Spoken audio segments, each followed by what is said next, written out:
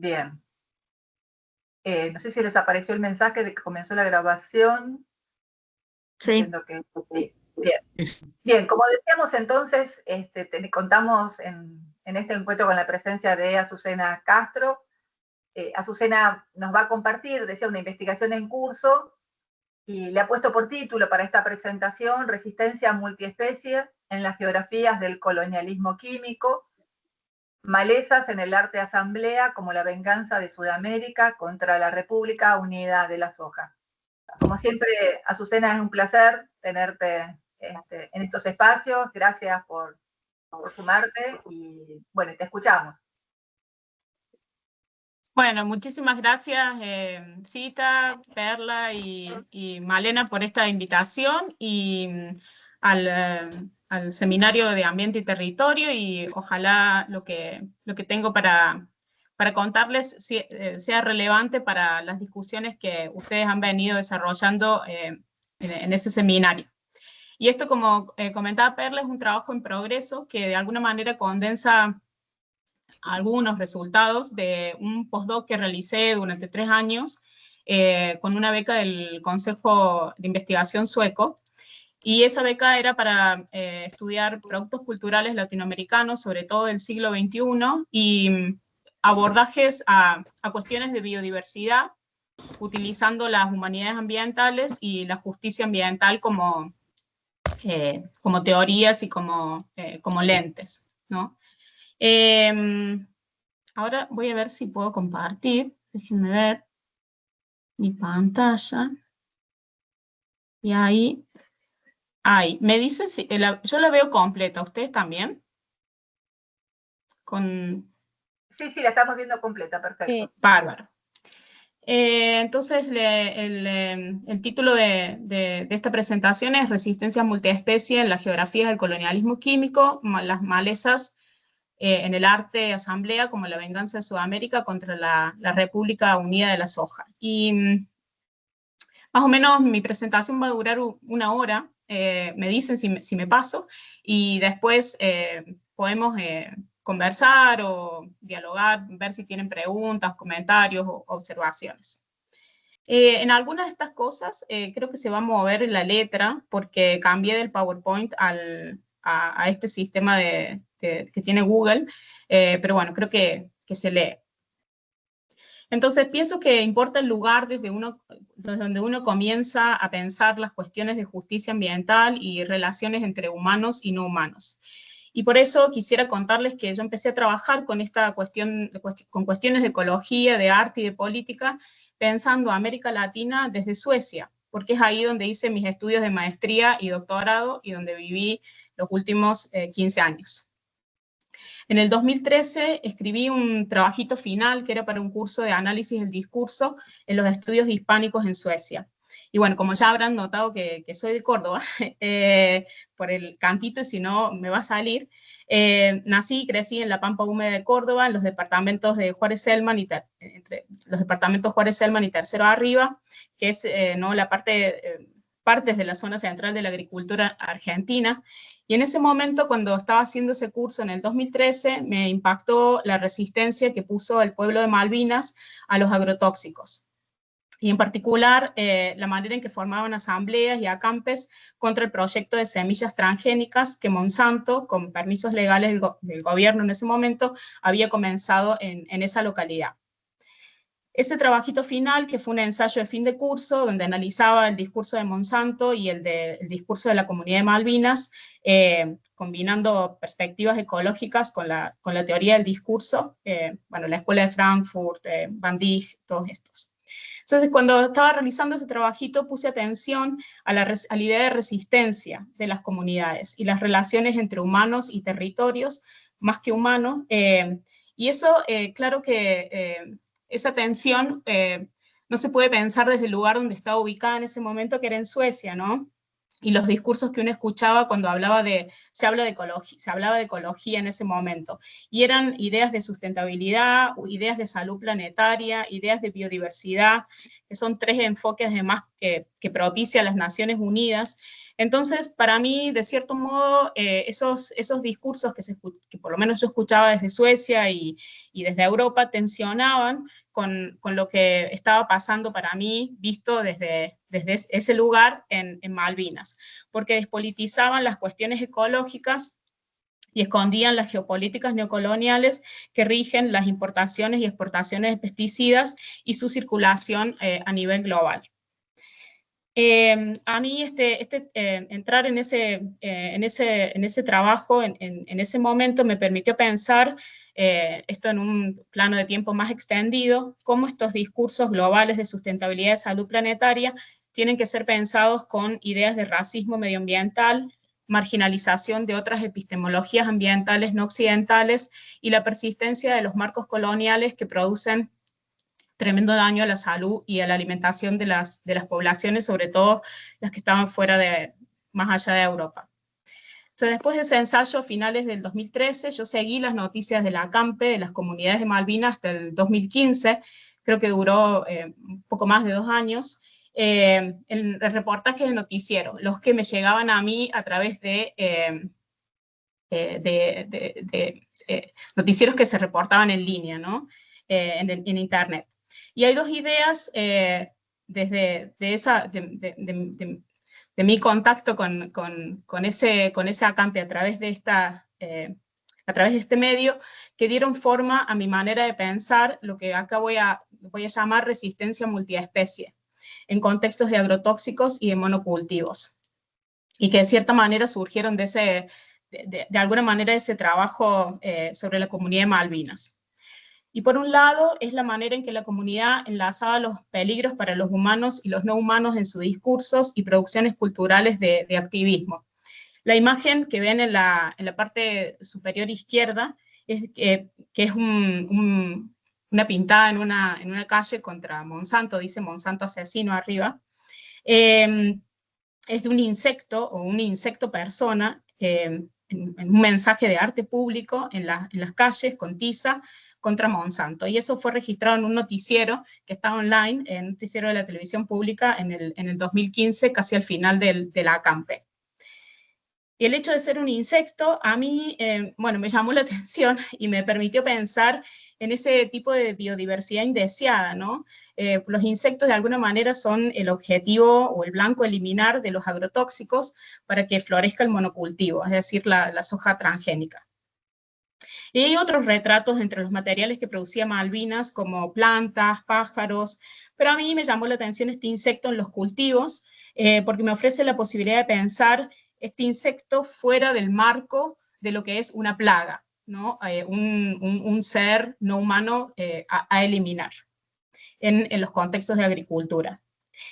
Y no creo de una manera inocente que los insectos se alían a los humanos contra Monsanto, sino más bien me interesaba la manera en que esta comunidad piensa un colectivo que incluye humanos y no humanos, incluso esa biodiversidad menor o indeseada como serían los insectos. Y cómo este pensamiento de las comunidades dialoga y también tensiona con ciertos marcos sobre ideas de multiespecie dentro de los discursos medioambientales. Al mismo tiempo, en uno de los carteles de esa comunidad, que es el que está en la parte inferior derecha, no se lee muy bien, pero acá en este cartel se expresaba una idea que a mí también me llamó la atención, y la idea dice algo como: a pesar de que Argentina no tiene pena de muerte individual, la apertura a los cultivos transgénicos pone una pena de muerte colectiva a los territorios, ¿no? Que deberán ser fumigados. El monocultivo con semillas transgénicas se presenta como la imposición, ¿no?, de una pena de muerte colectiva, y esa idea propuesta dentro de una asamblea colectiva de los pueblos también me pareció muy poderosa, y en esta presentación y mi trabajo la pongo en diálogo con otra idea que voy a desarrollar acá, propuesta por la geógrafa brasilera Larissa Bombardi, que es la idea de colonialismo químico, y que es también el colonialismo del sistema de alimentación y de la salud pública, ¿no? Que para imponer ese colonialismo químico se debe imponer una pena de muerte colectiva sobre los territorios.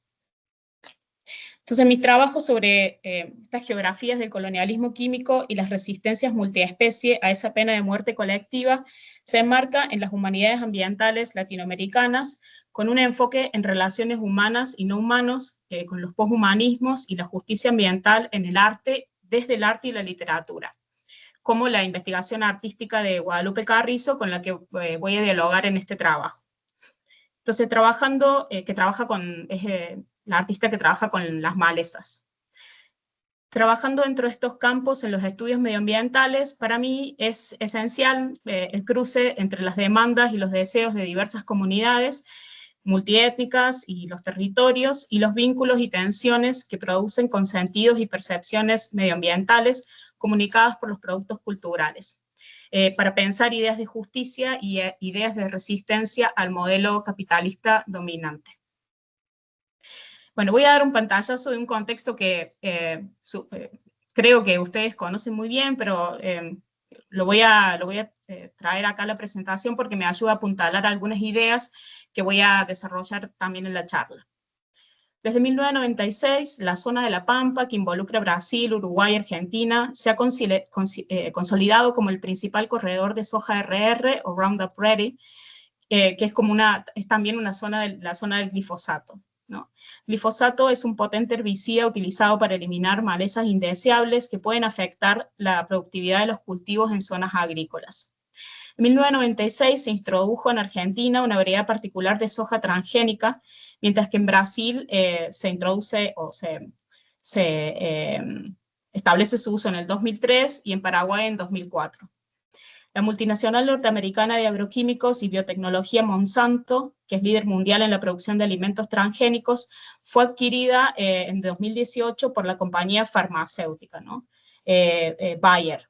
Y con esto se liga la alimentación con la salud en el marco del mercado global.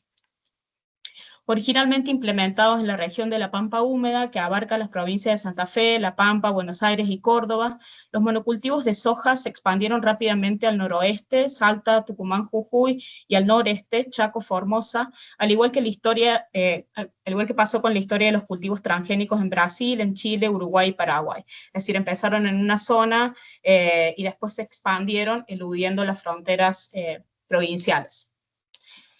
Poner a los países latinoamericanos a la vanguardia de la innovación tecnológica es la narrativa dominante, y esta narrativa siempre ha significado permitir que otros países experimenten con poblaciones humanas y no humanas, patenten sus productos y nos lo vendan, reforzando así la dependencia.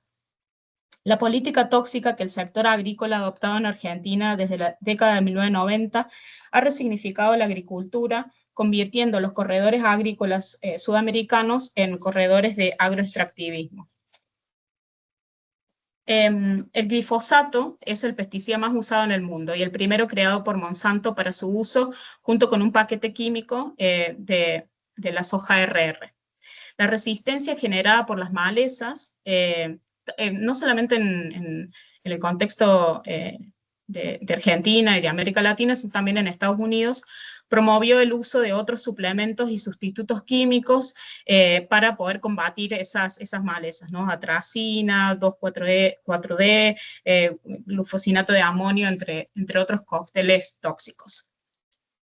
En el 2003, la corporación Syngenta, que es una compañía primero suiza y después fue comprada por capitales chinos, publicó un anuncio promocionando sus servicios en los suplementos rurales de los diarios argentinos Clarín y La Nación, nombrando los territorios del Cono Sur donde se cultivaba soja como República Unida de la Soja, una república compuesta por Brasil, Argentina, Uruguay, Paraguay y Bolivia. Y ahí también está la región, ¿no? de alguna manera, parte de la región de donde vengo yo, en Córdoba. A partir de entonces, esta declaración explícita de neocolonialismo se convirtió en la marca del proyecto implementado por las corporaciones.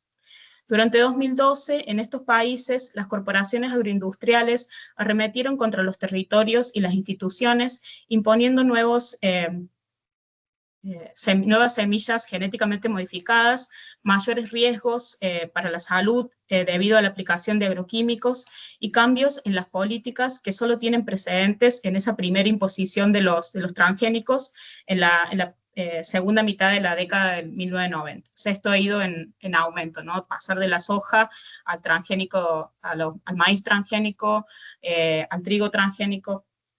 Ese triángulo de la soja inicial en el Cono Sur, incluyendo Brasil, Argentina y Paraguay, es una extensión muy grande, ¿no? Y pone en peligro los ecosistemas, no solo por la contaminación de los cuerpos de agua, porque el veneno se mueve, ¿no? No es estático, sino también porque implica se promueve la deforestación. El artículo de Rodríguez Nasser, que es la captura de pantalla que ven en la diapositiva, el artículo se titula La República Unida de la Soja, de la intervención de las microgeografías al rediseño de las cartografías de los países del Cono Sur. Es un artículo del 2003, y Rodríguez Nasser es periodista y docente de la Universidad Nacional de Córdoba. Y en este artículo él analiza los medios con los que las corporaciones como Syngenta construyen el territorio borrando las fronteras. Y él identifica una correspondencia del mapa del Plan Cóndor, que no estaba sustentado por los Estados Unidos, y el discurso de Centinela, y Centinela es una empresa de servicios de Syngenta que ofrece un servicio de monitoreo y de seguimiento de los territorios para detectar enfermedades, ¿no? Enfermedades serían plagas a eliminar. Entonces, ese control, esa vigilancia, ¿no? de las corporaciones comienza a ejercerse, dice Nasser, a través de una narrativa microcartográfica, es decir, al nivel del ADN de la semilla. Y cito de Nasser. Dice, previo a este borramiento de fronteras, en la asepsia de un laboratorio, las empresas biotecnológicas globales se apropiaron de las microgeografías de la semilla. En ese acto científico, diseñaron una narrativa que traería aparejados cambios sociales como la concentración de la tierra y el capital, la desposesión de pequeños productores y campesinos y el rediseño del modelo productivo en base al uso intensivo de capital y combustibles fósiles, con baja participación de trabajo humano. Estos cambios, comunicados bajo el paradigma de la eficiencia desde los medios de comunicación, impactaron en los espacios, cambiando dramáticamente comunidades y convirtiendo a la República Unida de la Soja en un desierto verde. Fin de la cita. Entonces, de esta manera, estas intervenciones en las microgeografías de la semilla para modificarla genéticamente es una intervención en un microespacio al que el 99,9% de la comunidad no tiene acceso, porque uno no tiene acceso a los laboratorios, a la maquinaria que se utiliza en estos laboratorios, al tipo de investigación que se necesita para poder hacer esa intervención en el ADN de la semilla. Entonces, esta exclusión genera una narrativa de poder donde la tecnología y la ciencia son los pivotes capaces de lograr las micromodificaciones de las cartografías genéticas. Luego, estas modificaciones microgeográficas impactan cuando salen del laboratorio, ¿no? Y se convierten en parte de la política pública de alimentación. Impactan necesariamente en los espacios geográficos de pueblos, regiones y países, desplazando comunidades, provocando cambios culturales, pérdida de biodiversidad, contaminación y modificando los entramados jurídicos y políticos de las regiones, al punto de borrar sus fronteras y su historia, ¿no? Y él hace un análisis interesante de ese granito de soja que ven arriba del mapa, ¿no? Porque es como ese granito de soja como si fuera el planeta, el planeta en un grano de soja, el grano de soja el planeta, y a su vez es como la imagen de una cámara, ¿no? Esas cámaras más viejas quizás, como la idea de la vigilancia, ¿no? Entonces, lo que Nasser también está señalando es cómo es un paralelismo en la manera en que, por ejemplo, The United Fruit Company de los Estados Unidos creó las repúblicas bananeras en Centroamérica, y de la misma manera corporaciones como Monsanto y otras corporaciones de semilla transgénica están convirtiendo al Cono Sur en las Repúblicas Unidas de la Soja, ¿no? Y algo interesante también que dice Nasser es que en las últimas 3 décadas nunca se ha llevado a cabo una discusión crítica de esa República Unida de la Soja. Entonces, esto es un mapa de un producto de Monsanto, PowerCore Ultra, que es un producto para crear un maíz transgénico, ¿no? Para crear un super maíz.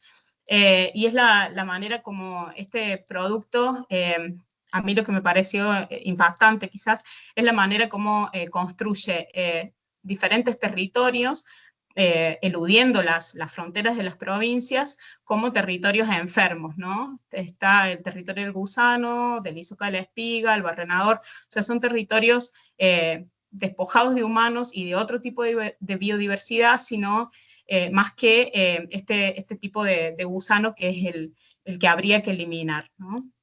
Un poco para mostrar también cómo funciona lo que Nasser venía señalando sobre el borramiento de las fronteras y la nueva demarcación de las fronteras que van a servir al monocultivo y cómo se construyen territorios enfermos, ¿no? Que llaman a este uso de estos cócteles tóxicos.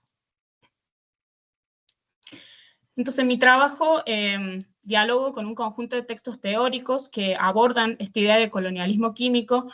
Uno de ellos es el trabajo de Malcolm Ferdinand, que es un ingeniero medioambiental y filósofo de Martinique, que trabaja en un libro nuevo, pero lo viene trabajando desde hace tiempo, cómo Francia impone el uso de clordecone, creo que se dice en español, o que pone en el territorio del Caribe a través de construir ese territorio como un territorio enfermo y propenso a ser atacado por los gorgojos de la banana, para hacer flores, para promover la plantación de bananas. Otro de los trabajos teóricos, después voy a mostrar algunas citas de estos trabajos cuando dialogue con el trabajo artístico de Guadalupe Carrizo. Otro de los trabajos en los que me inspiro para este estudio es el de Larissa Bombardi, que se llama Agrotóxicos, el colonialismo químico, y ella estudia la relación entre Europa, sobre todo, o el norte global, y América del Sur, haciendo un rastreo. Creo que ustedes tienen el PDF de este libro o lo han podido hojear. Eso es un mapeo de cómo Europa vende al sur global y a América Latina, sobre todo, y a Brasil, pesticidas que están prohibidos en la Unión Europea. Y el otro de los trabajos es el de María Paula Blois y Guillermo Folguera, que ellos más bien se concentran en el colonialismo interno, diría yo, es decir, en las desregulaciones nacionales y los discursos que sostienen la política del veneno en Argentina, o lo que ellos llaman la política del veneno. El trabajo de ese que se llama War and Nature, Guerra y Naturaleza, de Edmund Russell, es también un trabajo interesante porque estudia la coevolución de la guerra como el exterminio del otro, ¿no? Del otro humano, con el control de la naturaleza y sobre todo el control de las plagas y los insectos, a partir de la producción de la industria química en el siglo XX, ¿no? Como un marco más general. Entonces, estos trabajos piensan de manera crítica la vinculación entre la industria químico-tóxica para la producción de insumos para la agricultura, es decir, la alimentación, junto con la farmacéutica, la salud, con ideas de guerra y exterminio humano y no humano. Y revisan críticamente el hacer de las ciencias y las disciplinas dentro del capitalismo, desde la dependencia consensuada del veneno, para también poder imaginar otras formas de salud socioambiental, conectando la epidemiología y la toxicología con el extractivismo agrícola. Bueno, hay muchos estudios sobre la agrotoxicidad, ¿no? Desde la ciencia, tecnología y sociedad, desde la toxicología, desde la biología molecular, y también hay un amplio corpus de estudios sobre la toxicidad en las humanidades ambientales. Y sobre todo se concentran en la violencia lenta de la toxicidad, ¿no? Y violencia lenta es un término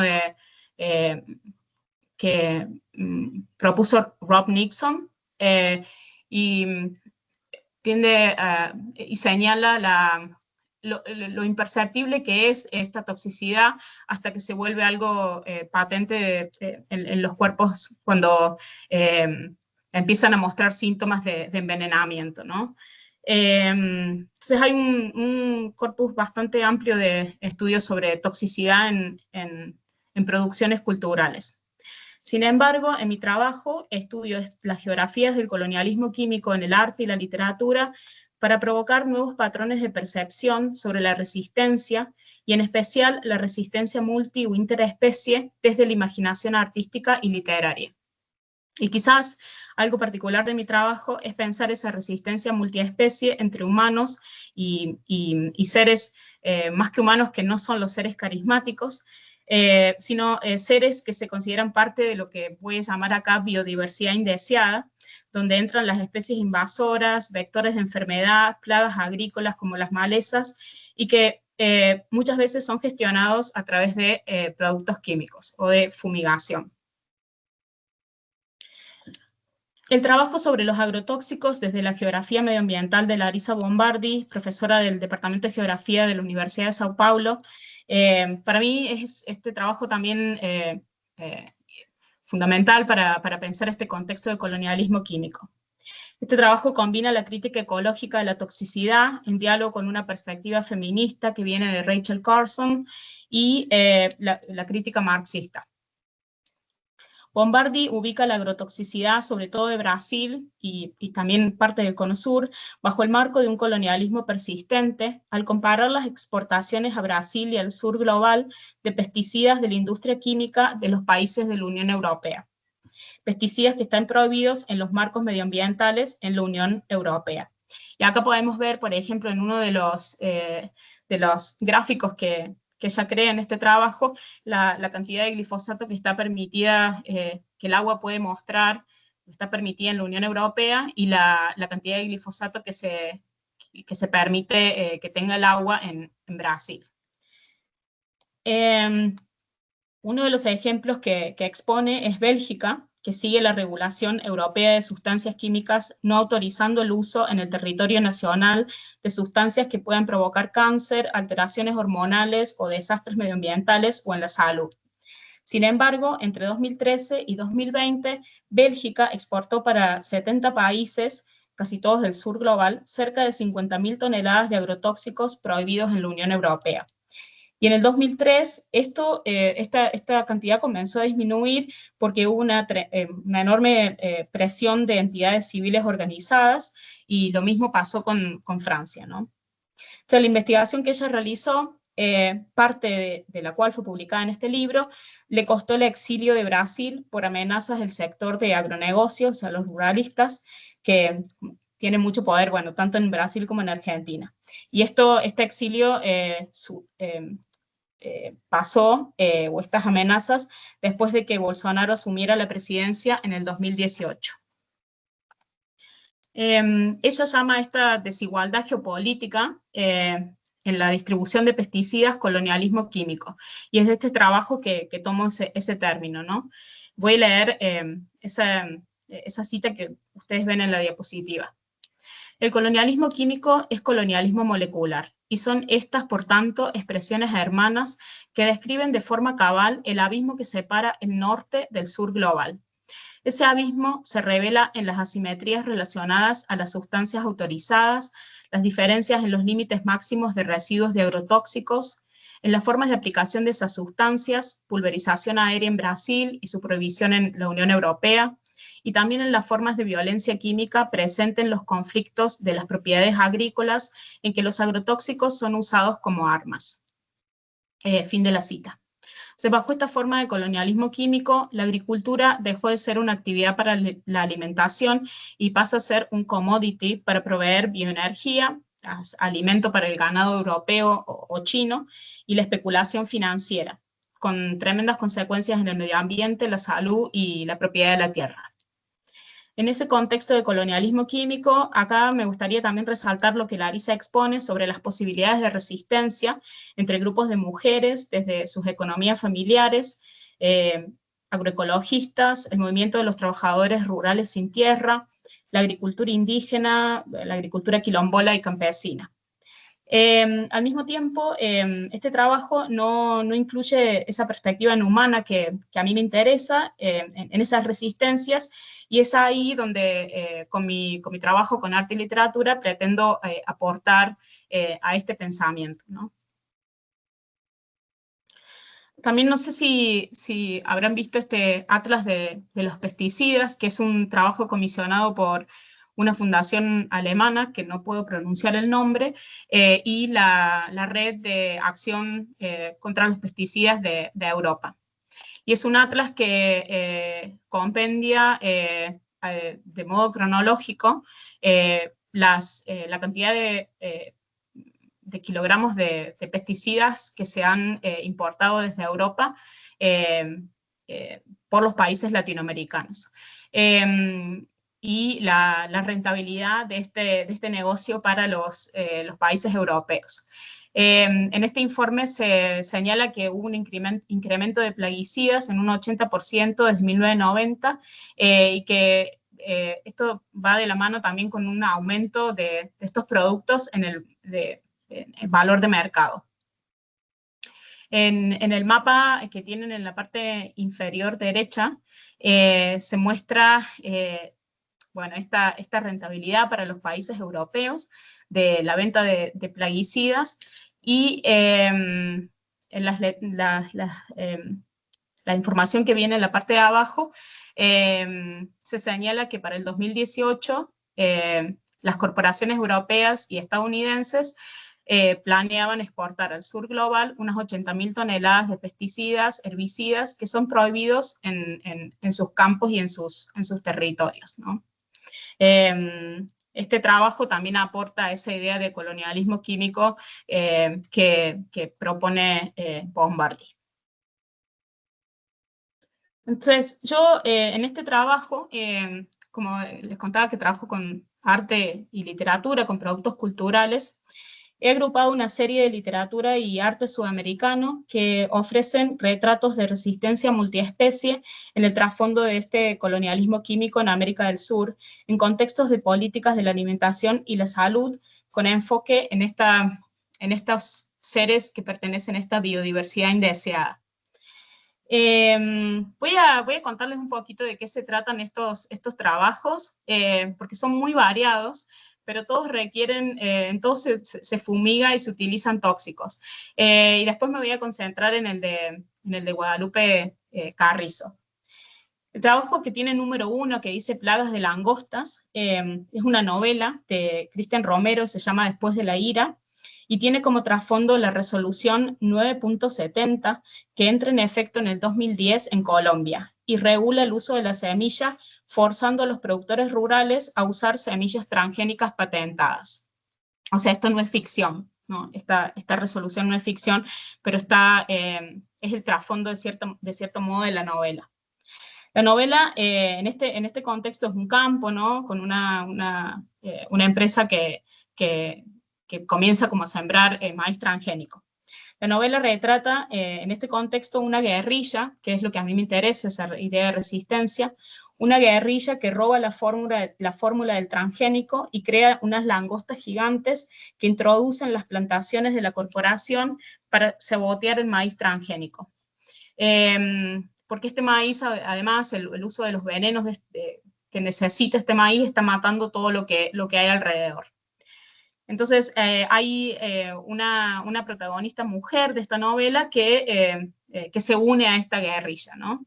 Entonces, esa es la idea de resistencia que me interesa de ese trabajo.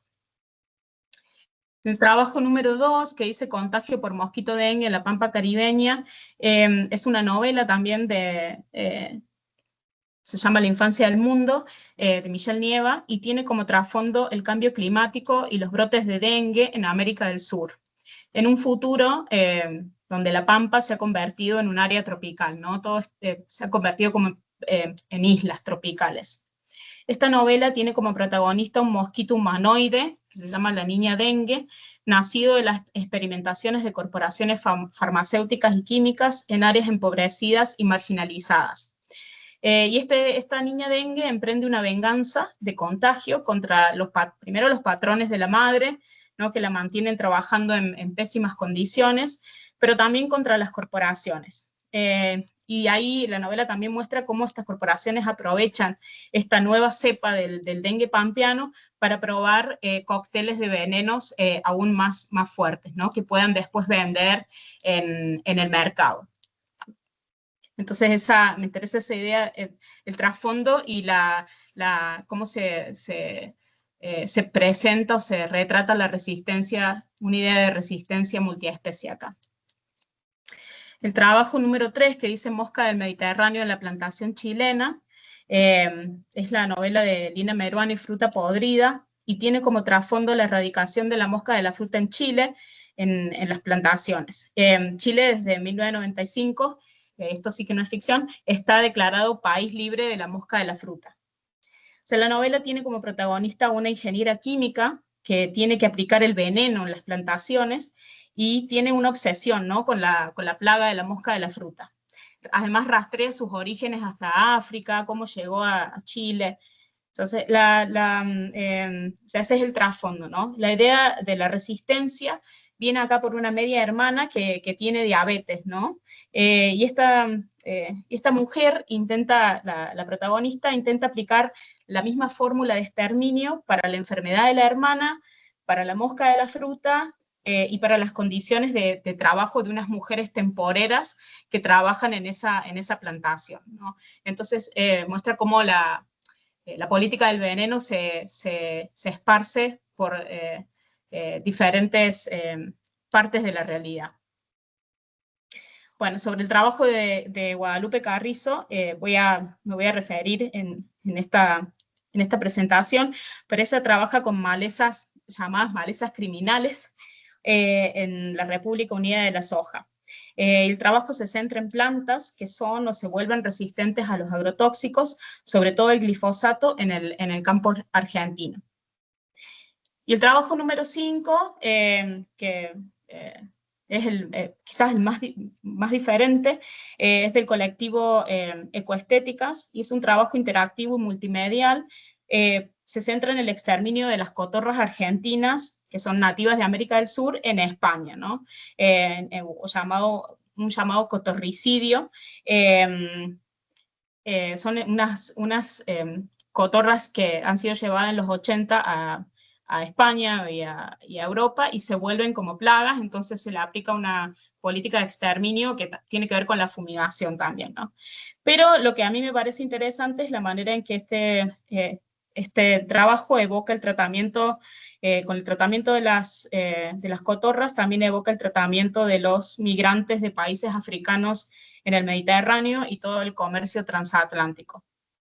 Entonces, la parte de la resistencia acá viene que estas cotorras argentinas que tienen unos colores verdes muy vivos, en este trabajo, ¿no? Se mezclan con materias del mar, como por ejemplo algas, como la imagen que pueden ver ahí, viajan en los plásticos que hay en el mar y se vuelven vigilantes de lo que está pasando en el mar Mediterráneo, ¿no? Eso es un poquito para contarles cómo estos trabajos que parecen tan diferentes coinciden en esta cuestión de la política del veneno y la fumigación, y también tienen ideas de resistencia, que son las dos cuestiones que quiero observar. Entonces, mi trabajo no es sobre la emergencia de malezas o de insectos o plagas en la historia del arte. No trabajo aquí esta perspectiva, cómo aparecen en la historia del arte. Ni tampoco trabajo en este estudio sobre las mutaciones de los géneros artísticos que están inspirados en esta agrotoxicidad. sino que a través de estos medios artísticos y literarios variados, mi objetivo es pensar la imaginación de las geografías del colonialismo químico en Sudamérica y los imaginarios de colectivos de resistencia más que humanos que las oponen, o que se oponen a estas. Entonces, en este estudio combino los estudios culturales, humanidades ambientales, geografía ambiental y de la salud, los estudios multiespecie, incluyendo también ciertos estudios de toxicología, para abordar los imaginarios de estas geografías del colonialismo químico en el arte y la literatura, sobre todo del Cono Sur, en los ámbitos de la producción de alimento y salud, desde el lente de la resistencia a este tipo de relacionalidad química, ¿no?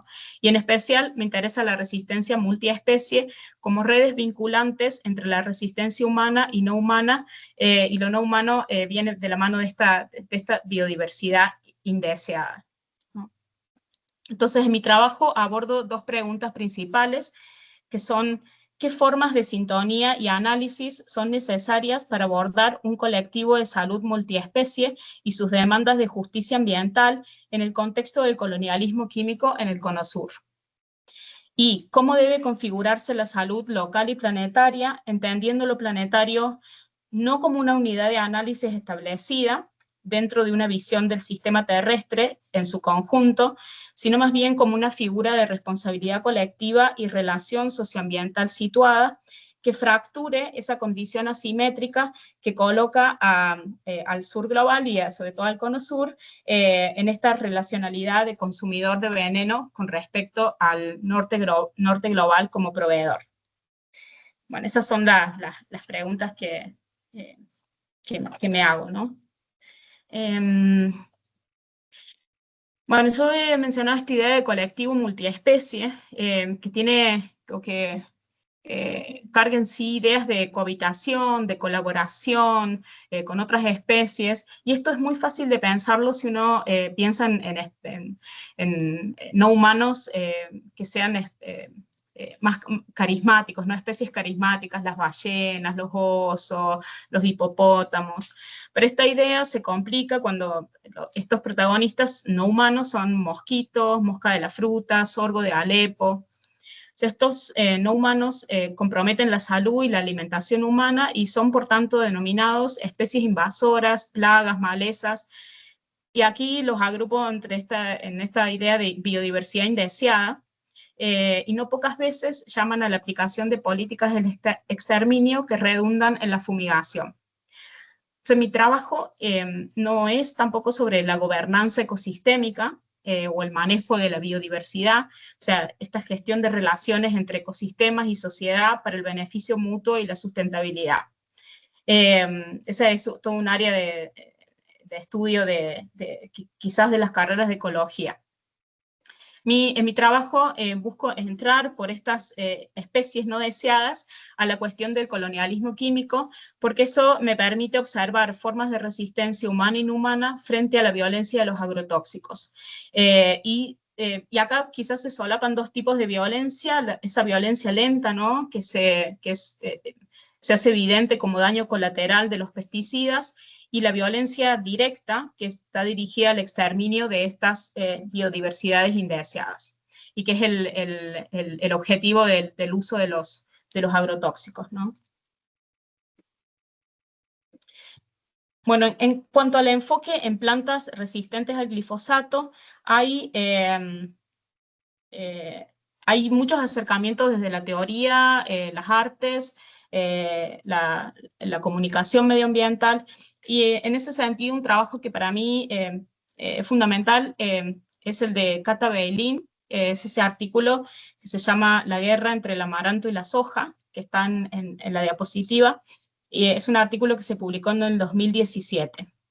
Este artículo utiliza un método de etnografía multiespecie para explorar la resistencia del amaranto junto con la de las comunidades humanas en Malvinas y en otras comunidades, sobre todo en el norte argentino. Este trabajo se concentra en el amaranto, que también es una de las hierbas resistentes al glifosato que aparecen en el trabajo de Guadalupe Carrizo, del que les voy a hablar. Y este trabajo expone cómo esta mala hierba evoca sentidos de la resistencia indígena, pues el amaranto es conocido en el Perú como kiwicha, y eso fue adorado por los incas, y también muestra otra faceta del amaranto, que tiene que ver con iniciativas para revalorizarla como alimento posible, más allá de la bioeconomía, ¿no? Más allá de esta economía que está basada en el uso y manejo de recursos biológicos a través de avances tecnológicos y científicos. O sea, en la bioeconomía el amaranto tiene que ser eliminado. Y voy a leer la cita que tiene en la diapositiva, está en inglés, pero bueno, voy a leer mi traducción en español. Dice: las personas en resistencia y las malezas resistentes adquirieron similitudes como obstáculos bajo el desarrollo de una economía de soja RR. Por ejemplo, cuando fueron fumigadas conjuntamente desde arriba por aviones. Y la economía de la soja RR se redefinió por esta doble resistencia. Cuando Syngenta publicitó sobre la soja RR, donde zonas de Argentina, Uruguay, Paraguay, Bolivia y Brasil fueron marcadas como una república unida de la soja, mostrando abiertamente los discursos neocoloniales de las multinacionales, los activistas reaccionaron eligiendo el amaranto como héroe simbólico y aliado en su campaña descolonizadora, expresando una venganza del amaranto, pero también instando a la gente a lanzar bolas de barro llenas de semillas de amaranto a las plantaciones de soja RR. Fin de la cita. Entonces, este rescate del amaranto como como un agente político también lo podemos ver en las artes. La artista Guadalupe Carrizo fue coorganizadora de las Jornadas de Ecología en Sao Paulo, organizadas en el Memorial de América Latina en el 2024. En este contexto, Guadalupe dialogó con otras artistas de la región, como Nay Vera, que es oriunda del Paraguay, residente en Brasil, y Julia Mensch, es argentina, residente en Alemania, y esas conversaciones resaltaron el trabajo artístico con malezas resistentes a los agrotóxicos en relación con las mujeres y los trabajadores afectados en el contexto del extractivismo agroquímico. En ese conversatorio, Julia Mensch, que es una de las artistas que conversaba, trabaja en su práctica artística con el amaranto como un agente político de la América colonizada. Pues y rescata la historia de que el amaranto fue prohibido durante la época colonial. Y los colonizadores vieron al amaranto como una planta diabólica y prohibieron su cultivo.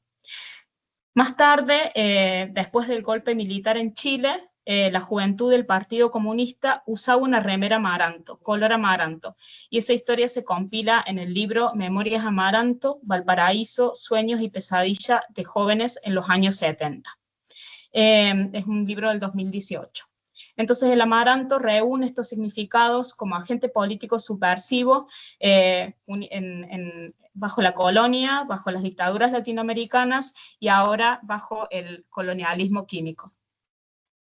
Estas formas de resistencia centradas en el amaranto también son abordadas en el libro La venganza del amaranto, que es del 2023, del periodista santafesino Ricardo Serrulla. Es un libro sobre el amaranto, pero también sobre las enfermedades que provoca la soja transgénica. Este libro se presentó en varios lugares y uno de ellos fue el Congreso Latinoamericano de Salud Socioambiental, que tuvo lugar en Rosario, y ese es un nodo importante sustentado por el Instituto de Salud Socioambiental, que busca reformular cuestiones de salud y medio ambiente. Ese congreso y ese instituto también son importantes para la práctica artística porque Guadalupe Carrizo, después lo voy a mostrar, presentó el bordado sobre el sorgo de Alepo, que es otra de las plantas resistentes al glifosato. Ese es un congreso y un espacio que reunió a artistas, a científicos, activistas, y ahí también, por ejemplo, hizo sus presentaciones a Andrés Carrasco, que no sé si lo ubican, pero es el científico que presentó las primeras evidencias de las malformaciones que causaba el glifosato. Y como las presentó, primero se las comunicó a las comunidades y después lo presentó como un hallazgo científico, fue fue criticado por la comunidad científica y a través de eso comenzó este movimiento de ciencia digna, ¿no? Entonces este instituto y esta conferencia dan cuenta de una formación de ecologías de saberes entre salud, ambiente, arte asamblea y territorios, junto con movimientos de resistencia, bajo el lema de ciencia digna y salud popular. Entonces esta idea de la venganza del amaranto, en diálogo con el trabajo de Serrulla, el trabajo artístico y el trabajo teórico, ¿no? Como el de Cata Beilín, del que les hablaba, para mí esta idea de resistencia conforma un acto de afirmación de las existencias y reexistencias que ese trazado de la República Unida de la Soja busca expulsar, invisibilizar y sobre todo criminalizar. Existe una importante producción cultural que estoy segura que ustedes conocen, argentina, que aborda la toxicidad del agro, empezando por el documental del 2004, Hambre de Soja, la novela Distancia de Rescate, que si no leyeron la novela, hay una serie de Netflix que se llama Fever Dream, que se inspira en la novela. Está el documental de Pino Solanas, Viaje a los pueblos fumigados, y la película reciente El agrónomo, y por supuesto las impresionantes fotografías de Pablo Ernesto Piovano, centradas en el costo humano de los agrotóxicos, ¿no? Desde sus viajes a los pueblos fumigados de Entre Ríos, Chaco y Misiones. O sea, entre toda esta producción cultural, a mí me interesa el trabajo de la artista tucumana Guadalupe Carrizo, porque mi visión conecta la resistencia humana y no humana a los agrotóxicos, con enfoque en estos no humanos que son el blanco de los agrotóxicos, como la maleza, a través de una forma de arte asamblea que está en diálogo con comunidades y territorios afectados por esta violencia química. Guadalupe, ella misma utiliza la idea de asamblea, no solo en su práctica artística, sino también es investigadora y trabaja con artistas asambleístas, colectando prácticas de artistas asambleístas. Y cito de una entrevista de Guadalupe: hay una lógica que veo en compañeras artistas de implementación, de ejercicio de la metodología que viene de la práctica asamblearia. Cosas que se dan en la circulación de la palabra, el material, el compartir, el hacer, el decidir, el poner el cuerpo y ordenar el espacio, explica en una entrevista. Guadalupe Carrizo es una artista multifacética que trabaja con materiales populares y propios de la cultura y las sociedades del noroeste argentino, combinando el activismo ecológico y la protesta que vienen de la mano de esta forma asamblea, a través del dibujo, la pintada colectiva, las banderas o banderolas de las movilizaciones como artefacto estético y el bordado. Carrizo es parte de ProEco, que es un grupo ecologista de Tucumán vinculado a la red Acción por el Buen Vivir. La serie Hortalizas, de la que me ocupo en este trabajo, agrupa un conjunto de dibujos y bordados de hierbas resistentes a los herbicidas, como sorgo de Alepo, rama negra, yuyo colorado, amaranto, nabo, avena negra, pasto amargo. Estos dibujos y bordados son realizados a través de la extracción de pigmentos naturales de las plantas resistentes a los agrotóxicos. Y el propósito explicitado por la artista es pensar críticamente la criminalización de estas plantas, sobre todo por el SENASA. Y acá cito de una entrevista a Guadalupe. Dice: el SENASA dice que son las malezas más dañinas en Argentina porque reducen la productividad del monocultivo de soja, ¿no? Fin de la cita. Hortalizas formó parte del Salón Nacional de Artes Visuales número 111 y rescata estas malezas o malas hierbas o yuyos o plantas indeseables para la industria agrícola, como una forma de metáfora de la resistencia que incluye humanos y no humanos frente al modelo agroquímico, para cuestionar los valores vigentes dentro del sistema alimentario y de salud. Al poner estos seres en el centro de la práctica artística, entonces se le habla al sistema alimentario y a la situación del trabajo y la toxicidad en las provincias argentinas, que son devenidas partes de esa República Unida de la Soja. La contaminación por glifosato en las provincias del país llevó a Guadalupe a estudiar las llamadas malezas primero con la idea de imprimir telas con sus tintas de una plantas que son de cierta manera exóticas, como son indeseadas, como el sorgo de Alepo, conocido también como hierba rusa y considerado enemigo de la agricultura. Pero, como comenta Guadalupe en una entrevista para El País, al mismo tiempo, estas plantas, o el sorgo de Alepo, tiene un gran poder de vociferar la resistencia a la agroindustria, trazando un puente entre el sorgo y la lucha socioambiental. La promesa clave de los cultivos transgénicos era eliminar las malezas con glifosato para aumentar la productividad y simplificar la mano de obra. Hoy en día, más de 40 especies de plantas han desarrollado resistencias a numerosos herbicidas. Las malezas resistentes a los agrotóxicos se consideran extremadamente peligrosas y se atacan con mayor toxicidad. O sea, en este contexto, estas malezas se vuelven agentes políticos indisciplinados, ¿no? Entonces, para obtener estos pigmentos de estas plantas, Guadalupe realiza un trabajo complejo que tiene que ver con la identificación de las plantas, la recolección de materiales, macerado, decocción, filtrado, estabilización de los colores, formación de las tintas, espesor, agregado de ciertos materiales para que tengan espesor, modificación del color. Y también lo aglutinas con diferentes componentes para hacer acuarelas y crayones.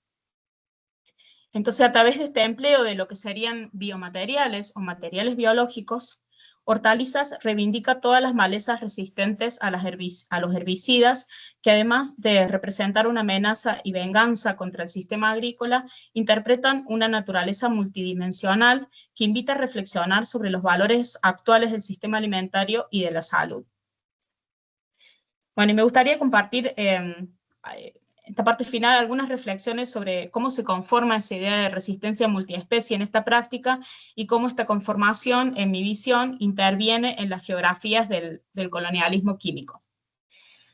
En primer lugar, o como primer punto, desde mi perspectiva, este arte asamblea permite pensar críticamente la criminalización de lo no humano que reproduce la separación ideológica entre bueno y malo, donde lo malo sería la plaga, lo nativo y lo extranjero, y esta separación permite despojar al territorio de sus características o volverlas criminales para poder imponer la política del veneno.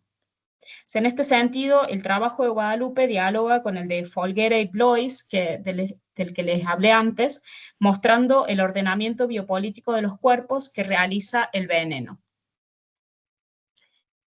El trabajo de Guillermo Folguera y María Paula Blois combina crítica antiextractivista con ecología política y también toxicología para un público amplio, ¿no? Este libro también realiza una crítica a la política de los pesticidas en Argentina, el Cono Sur y Brasil, pero se centra en cómo las políticas nacionales proveen el marco para lo que ellos llaman la política del veneno, o cuando el veneno se vuelve la política a aplicar en la salud y la alimentación. Como podemos ver en la imagen que abre el primer capítulo, una de las preguntas principales de esta investigación es no solo cómo se vinculan las corporaciones transnacionales como Monsanto y Bayer en esta política del veneno, sino también cómo las empresas públicas argentinas como YPF Agro ingresan en el negocio de los agrotóxicos, aliándose también con algunas de estas multinacionales. Y estas alianzas ellos los piensan desde por ejemplo, la producción y venta de atracina, este potente herbicida con un alarmante impacto en el medio ambiente y la salud, y la producción de otros agrotóxicos argentinos. Este estudio ubica esta política del veneno en los últimos 25 años, pero también como parte de un orden histórico territorial y una relación extractivista que promueve en primer término la alienación territorial, es decir, la pérdida de control del territorio local y nativo que se habita. El campo y los campos convertidos en un producto de los agronegocios, es decir, un nodo dentro del comercio global, trayendo nuevas formas del hambre más que alimentación para todo el mundo, que es el discurso que motivó que motiva y ha motivado los transgénicos, ¿no? Acabar con el hambre del mundo. Voy a leer la cita que quisiera destacar de este libro para relacionar con el trabajo de Guadalupe. La cita es la que tienen en la diapositiva. Dice: el problema de la salud en esta política del veneno involucra cuerpos envenenados, pero también efectos sobre los abordajes sanitarios, fragmentaciones epistemológicas y ontológicas de este orden dominante y sus instituciones, políticas, educativas, científicas y otras, que separan y fraccionan. La realidad, entonces, aparece divisible en partes a las que podemos dar tratamiento por separado. No hay personas o comunidades, hay enfermedades que pueden ser curadas con fármacos y tratamientos. Los venenos que enferman también son los que se necesitan para producir y por tanto los que curan. Una lógica impuesta que siempre actúa de manera tardía. Y así, cada segmento de realidad puede ser una oportunidad de inversión y lucro. En este punto podemos recurrir a la analogía realizada por Antonio Aracre, que era el asesor de economía de Alberto Fernández, en una entrevista. En esa entrevista Aracre traza un paralelismo entre el mercado farmacéutico, que es para la salud humana, y el mercado de los agroquímicos, que pertenece a la salud vegetal. Y para ambos tipos de salud existen mercados. Fin de la cita. Entonces, volviendo ahora al trabajo de Guadalupe, la criminalización de lo no humano por el SENASA y la vigilancia, ¿no?, de ese ojo soja centinela que vigila la República Unida de la Soja, va de la mano con esta criminalización de la protesta social que trabaja contra esta pena de muerte colectiva, ¿no?, que nombraba el cartel en aquel bloqueo de Malvinas, impuesta por este tipo de colonialismo químico. Al mismo tiempo, el trabajo de Guadalupe complica la idea de lo local y lo nativo. Primero porque son plantas que han mutado, muchas de ellas como respuesta de resistencia al sistema. Entonces, incorporan, ¿no?, este elemento que es ajeno o foráneo a ellas, que es el veneno. Y por el otro lado, como muchas veces remarca la misma artista, muchas de estas plantas también vienen de otros lados, ¿no?, como el sorgo de Alepo. Y acá cito de Guadalupe, de una entrevista con Guadalupe. Y la cita dice: no se sabe bien si el sorgo de Alepo es de origen africano o asiático, pero se sabe que llega a América en el proceso de esclavitud. Es una semilla que se adapta a todos los territorios, desde 10 grados bajo cero hasta 35, y es la primera planta informada como resistente al glifosato. Aún hoy está en el top 10 de las plantas más resistentes a herbicidas. Entonces yo dije: esta señora está representando todas las luchas que resisten. Fin de la cita. Entonces buscar estas historias de las plantas también complica esa idea de lo local y lo nativo, y la idea de esta planta como un ideal, como un ideal de lo nativo, cuando ha incorporado algo que es también foráneo a ella misma, pero que se convierte como parte de esta idea de resistencia, ¿no?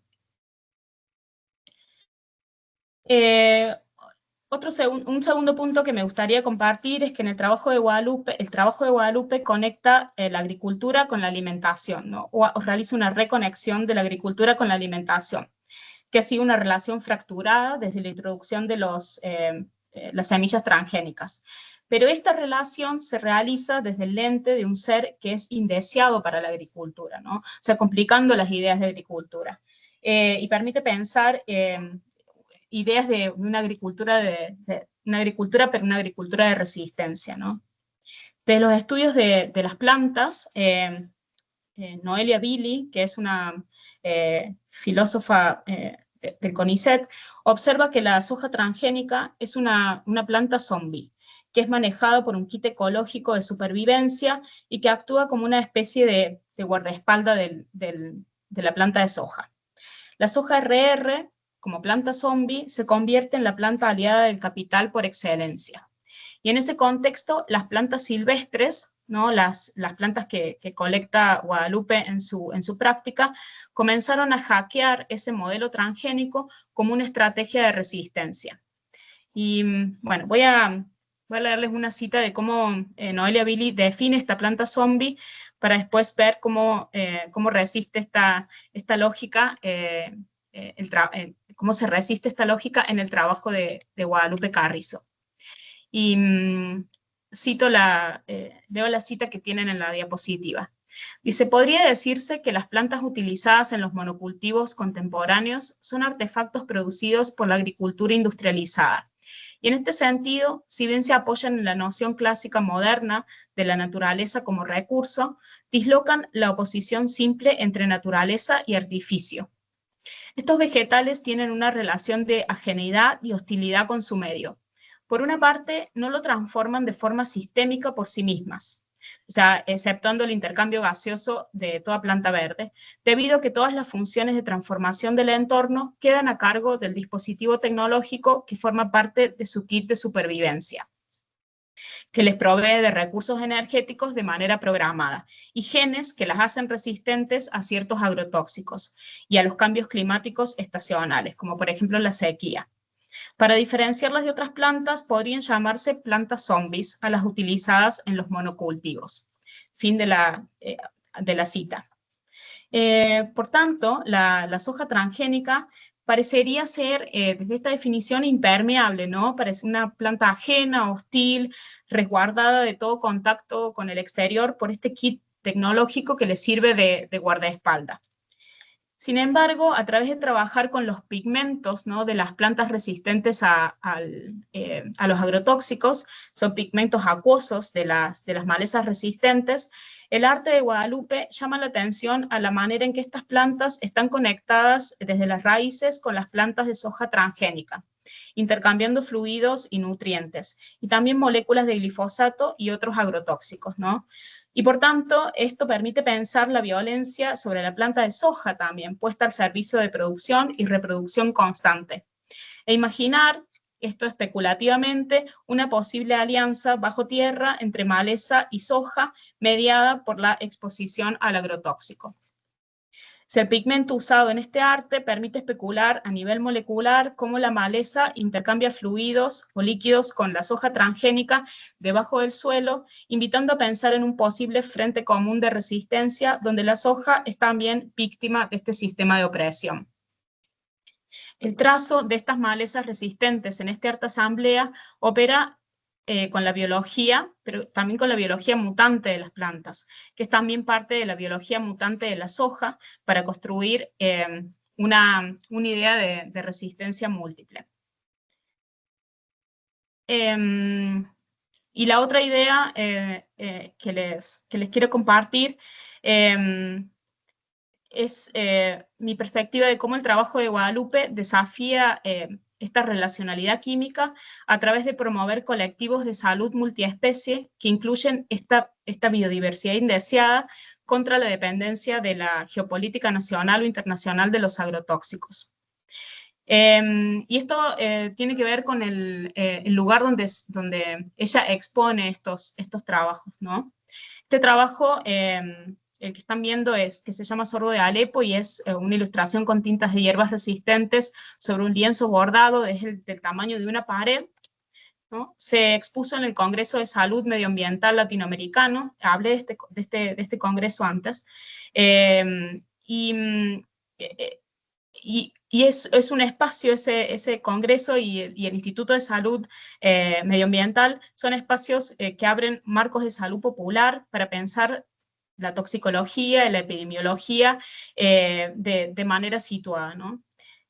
Siendo que considero que este trabajo como arte asamblea, este marco de exhibición en este congreso, para mí es importante, primero porque conecta el arte con la salud, medio ambiente, comunidades afectadas y comunidades en resistencia, y en segundo lugar porque acerca las malezas, ¿no?, estos seres indeseados para la salud de la agricultura y de los monocultivos, a una idea de alternativa de salud compartida con humanos en colectivos de resistencia amplios a los agrotóxicos.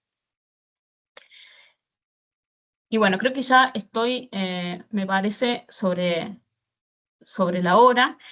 Voy a terminar con refiriéndome a este otro texto teórico del que les hablé al principio, es Amar la tierra, amarse uno mismo. Creo que sería la traducción del libro de Malcolm Ferdinand sobre la contaminación con clordecón o que pone en Martinique y Guadalupe, que son territorios de ultramar de Francia. Entonces ahí está la idea ¿no? del colonialismo químico.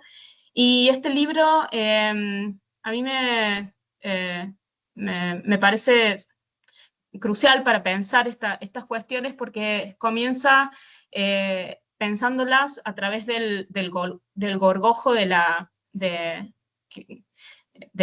plantación de banana, que es digamos, el blanco del uso del clordecón, este pesticida, ¿no? Esta imagen que ustedes ven es del capítulo que se llama El Calvario de los Gorgojos en el tejido de la vida, pensar como un gorgojo, ¿no? Y la cita que seleccioné para compartir dice: si no se reconoce que es a través de la violencia, es una traducción mía, ¿no? Si no se reconoce que es a través de la violencia tóxica ejercida contra los gorgojos que se ejerce la violencia sobre los humanos en el Caribe, entonces no podemos considerar política y jurídicamente a los humanos sin considerar políticamente y jurídicamente a los gorgojos, que son especies invasivas, plagas en la plantación bananera, ¿no? Reconocer una personería jurídica a los gorgojos sería una de las más bellas respuestas a esta contaminación química.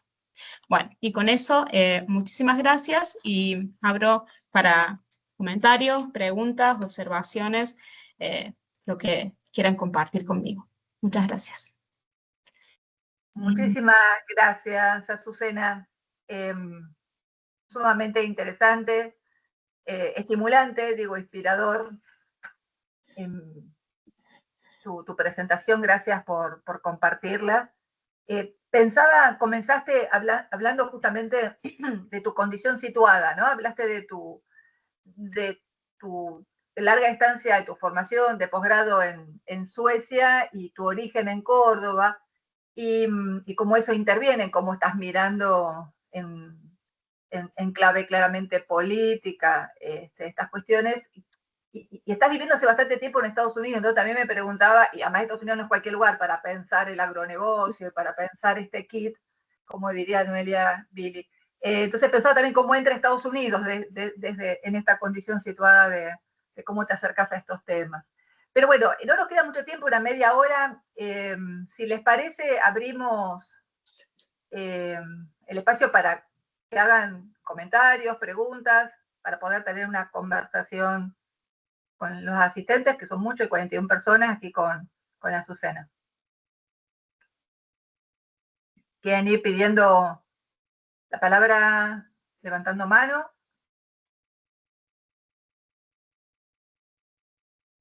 Ay, perdón. Acabo de hacerlo yo, pero no era mi idea.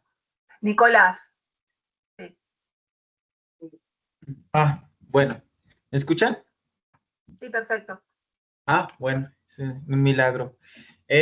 Bueno, sí. Ahí, muchas gracias, profe Azucena, digamos, por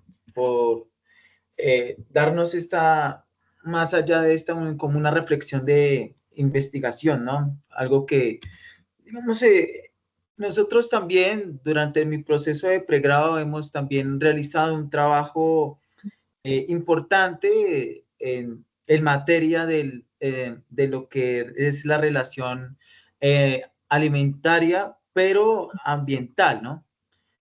Y siendo puntualmente, digamos, dentro del proceso de que hemos realizado algunas investigaciones aquí en Colombia, nos hemos dado cuenta de algo que tú tienes mucha razón, ¿no? La primera, no podemos entenderlo el sistema, el problema alimentario en América Latina sin entender el proceso histórico, ¿no?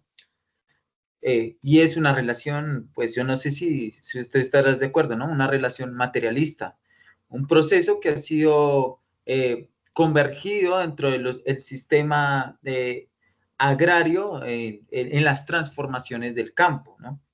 Hay algo que me pareció muy interesante, ¿no? La soberanía, yo considero que la soberanía alimentaria no es un concepto paradigmático, ¿no? Sino es un concepto constituido culturalmente. O sea, siempre ha sido un proceso durante años. Lo que sí existe en una relación de lo paradigmático es la seguridad alimentaria. Ese sí es el paradigma, porque rompe con los ciclos tradicionales de cultivos. Y aquí es donde uno dice, bueno, en Colombia normalmente también ha sido en un proceso histórico el proceso de cómo Estados Unidos ha intervenido en su sistema de agroindustria.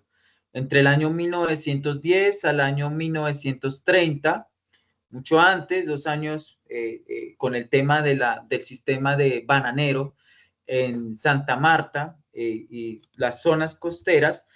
Claro, ahí es donde se constituía una forma del sistema capitalista agrario. Y por otra parte, eso ha dejado de que muchas de las comunidades empezaran no solamente a tener un problema con la tierra, ¿no? El conflicto con la tierra, sino con la crisis agraria a futuro. 1940, 1950, a la actualidad es una crisis agraria, y desde el año 1950 llega ciertas formaciones con seguridad alimentaria como la FAO, que es donde empieza a trabajar junto con otras organizaciones alimentarias y preciso, trabajan en temas de, no solamente de, podríamos decirlo, alimentario, sino de medicina, entre comillas, ¿no? Como Bayer y Monsanto, que se encargan en estos aspectos del control del sistema alimentario y de medicina, ¿no?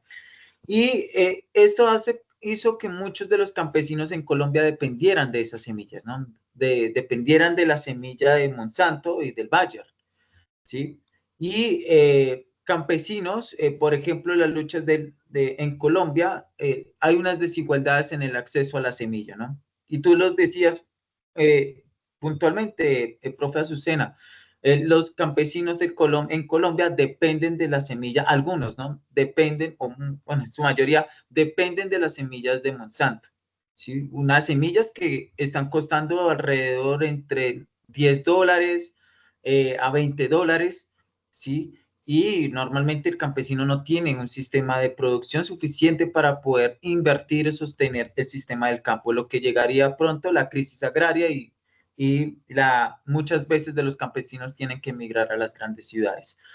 Y aquí viene algo interesante, y es que en Colombia se crea algo que se llama las zonas de reserva campesina. ¿Qué son estas zonas de reserva campesina? Son zonas donde generan la relación de la autonomía del sistema alimentario, que digamos, algunos lugares se utiliza mucho la soberanía del territorio, Bolivia, en Chile, México, ¿sí? Pero en Colombia hay algo específico, ¿no? En términos de la utilización de la semilla, porque normalmente el campesino tiene que organizarse para poder tener sus propios sistemas de cultivos. Según estudios, esto es un estudio que lo hizo la Universidad Nacional de Colombia con otros estudios acerca del sistema del manejo alimentario. Lo que han hecho son las semillas de Monsanto o las fumigaciones, normalmente lo que hace para las plantas, sobre todo aquí donde yo vivo, se cultiva fresa y se cultiva papa. La papa industrial, que se necesita demasiado químico, pues esto ha hecho de que muchos de estos pesticidas, claro, generen un sistema cancerígeno en algunos a niños desde pequeños con formaciones, digamos, deformaciones dentro de su sistema podríamos decirlo, del cuerpo, ¿no? Y además también esto ha causado un sistema de alerta alimentaria. Y entonces aquí es donde encontramos en un segundo caso, ¿no? Los campesinos luchan por el sistema de la protección y su soberanía. Y eso es algo que puntualmente también lo habías dado, ¿no? El sistema agrotóxico tiene que ver con la forma en cómo la agroindustria ha empezado a impactar dentro de los territorios. Y eso es lo que se ha visto normalmente aquí en Colombia. Bueno, muchas gracias. Me aporto. Gracias, Nicolás. Si te parece, Azucena, hacemos un recorrido por todos los comentarios o preguntas que se quieran hacer y después te damos la palabra, digo, porque por ahí hay cuestiones que se solapan, se pueden poner en relación. Sí, buenísimo. Dale. mientras aparecen otras consultas, dos cositas quisiera comentar, y ahí le doy la palabra a Daniela, que acaba de levantar la mano. Si podrías retomar esta idea de Guadalupe Carrizo en torno a problematizar lo nativo, ¿no?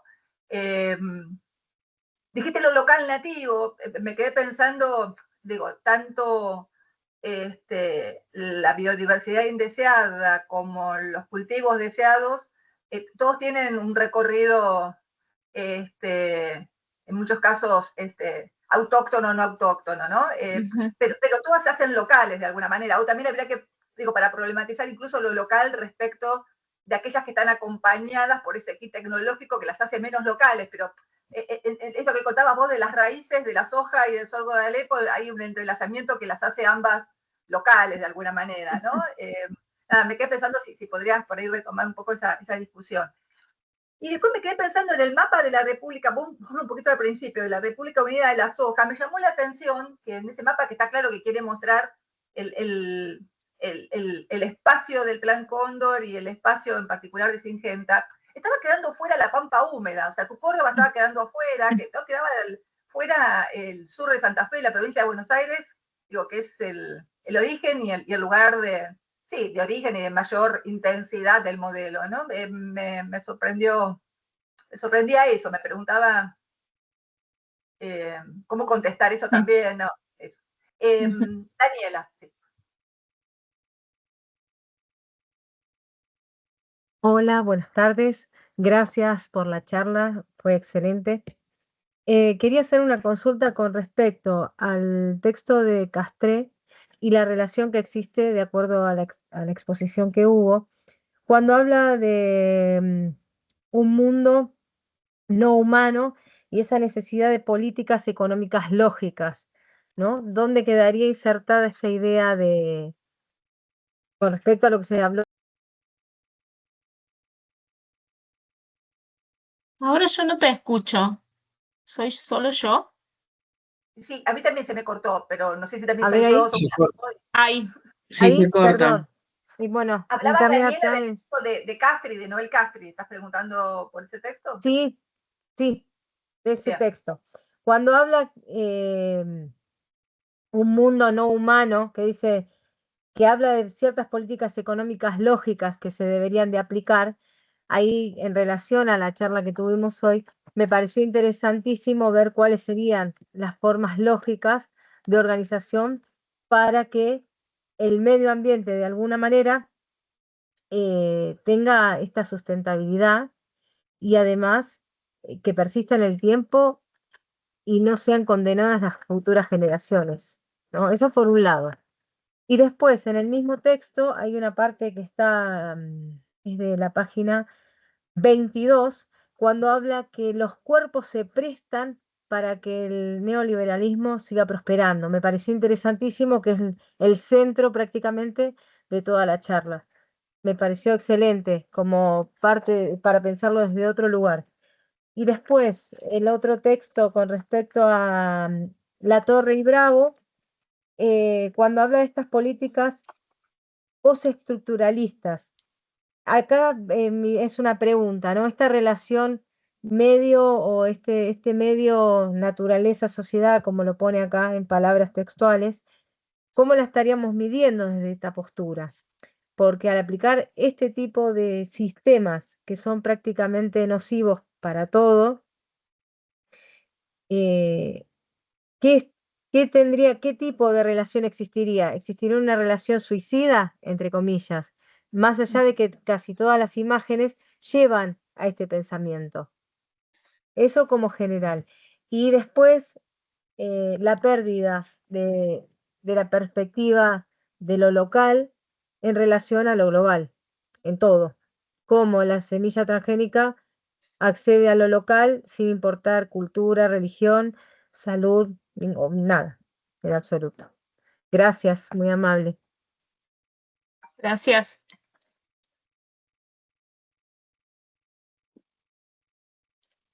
Si no hay por ahora otra intervención, si querés ir comentando lo que te parezca.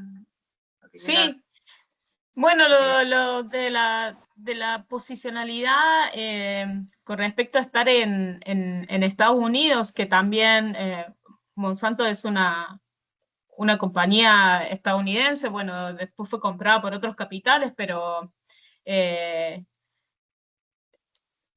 eh, para mí hay algo que todavía no alcanzo a comprender muy bien, y es eh, muchos de los lugares acá en los Estados Unidos están completamente contaminados. O sea, vos decís, ¡ay, qué hermoso río! Ese río tiene una leyenda que ahí no se puede bañar porque ahí han tirado. O sea, todos estos lugares, entonces, creo que Estados Unidos aplica una política no tanto como restrictiva con el uso de agrotóxicos en el territorio como lo hace la Unión Europea. Tendría que todavía esa parte me falta investigar más, tendría que estudiarla, pero diría que no. Y una muestra de esto es también el texto de Rachel Carson, de los 60 creo que fue, ¿no? Que ya denunciaba ese uso de los pesticidas en Estados Unidos. Eh, Creo que eso varió muy poco en realidad. Y mirando y pudiendo viajar un poco en Estados Unidos, se puede ver que, eh, que la política no es la misma que en la Unión Europea.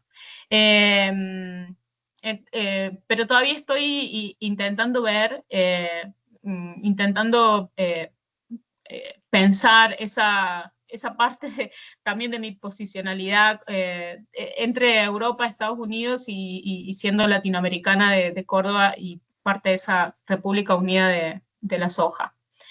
Con respecto a lo que comentaba el compañero de la situación en Colombia, sí, comparto la reflexión. Sobre todo hay después de que se apruebe esa resolución, 9.70 me parece que es, o 9.72, 9.70, a los campesinos no se les permitió más mantener sus prácticas tradicionales de recogimiento de las semillas después de cada siembra y guardado. Incluso en algunos lugares se destruyeron las semillas que ellos guardaban durante generaciones, iban sacando las mejores. Y, bueno, la administración, su administración de la semilla, ¿no? Porque ahora con esa resolución todas las semillas tenían que ser patentadas, y eso bajo la idea de una seguridad alimentaria, ¿no? Una semilla que ha pasado por diversos tipos de controles, ¿no? Pero claro, entonces hay que pagar por esa semilla. Entonces ahí me parece interesante lo que el compañero decía de poder diferenciar dos ideas que a veces parece que estuvieran juntas, pero que indican cosas diferentes, que una es la seguridad alimentaria, ¿no? Comer alimentos seguros que han sido monitoreados, que eso es parte de este sistema, y también es la seguridad alimentaria como proveer alimentos al mundo, ¿no? Que ya sabemos que eso es una falacia, si no, no tendríamos lugares donde la gente se muere de hambre, países enteros, y diferenciarlo de esa otra idea de soberanía alimentaria, que es el control de la semilla por parte de los productores locales y menores y nacionales, ¿no? Entonces me parece interesante esa diferenciación que el compañero planteaba. Después lo que vos decías, Cita, de la problematización de lo nativo, ahí me parece, o sea, estos son imaginarios del arte también, ¿no? O sea, hay después de que estas malezas han sido traídas en esos barcos esclavistas, como el sorgo de Alepo y algunas otras, y el mosquito dengue también, una cepa de este mosquito viene también en estos barcos. Estos especies se naturalizan, ¿no? Se vuelven nativas, parte de la de la flora y la fauna. Pero lo que a mí me parece interesante del trabajo de Guadalupe es que al rastrear esta historia por ejemplo, de esa planta, también permite romper esa idea de lo que es nativo y local, y lo que es extranjero e invasor, cuando vivimos en un mundo donde estos viajes de plantas y animales han sido parte de la historia humana, ¿no? Del antropoceno o del capitaloceno, si se lo quiere decir. Entonces, me parece interesante esa ruptura, porque también rompe con esta idea de invasión, de plaga, de lo que viene de fuera, ¿no? Y lo hace a través de buscar estas historias de las malezas. Algunas de ellas sí que son nativas, ¿no? Y en ese mapa de la República Unida de la Soja, ese es mapa primero, entonces esa era la primera región que se marcó, ¿no? Como la región de la soja. Entonces no sé muy bien los límites que Singenta pensaba que podía tener esa república imaginada, y por qué Santa Fe y Córdoba quedaron fuera. Después ese mapa se amplió, ¿no? Se extendió, o sea, no tiene esos límites, sino que son mucho más grandes. Pero es interesante igual pensar por qué quedaron fuera. ¿De qué año es el mapa, perdón? 2003. Claro, pero ya desde el fines de los 80 tenías plantación de soja en provincia de Buenos Aires, en sur de Santa Fe, ¿no? Se expanda fuertemente a partir de los 90, por eso me llama la atención, es antecedente. De hecho, la producción de soja empieza en Argentina, en provincia de Buenos Aires, sur de Santa Fe, ¿viste? Por eso me llamó la atención. Sí. Sí. ¿Operación? Sí, ¿cuál es la operación cartográfica que opera ahí para marcar esa zona y dejar otras fueras? O si es la aspiración de que esas zonas se incorporen más al comercio de la soja con respecto a otras zonas que ya estaban incorporadas. No tengo una respuesta, pero me parece muy interesante la pregunta, ¿no? Para pensar ahí la operación cartográfica. Incluso en Bolivia, esa república imaginada llega a cubrir la zona del altiplano, ¿no? Arriba de Oruro, por lo que vi rápidamente en el mapa, que ahí no se ha hecho soja, no se está haciendo soja, es difícil, con la tecnología por lo menos de esos años, pensar que ahí podría hacerse soja. Sí, por lo que falta y por lo que se incluye, me llamó la atención, sí. Sí, sí, me intriga esa pregunta. La voy a seguir pensando.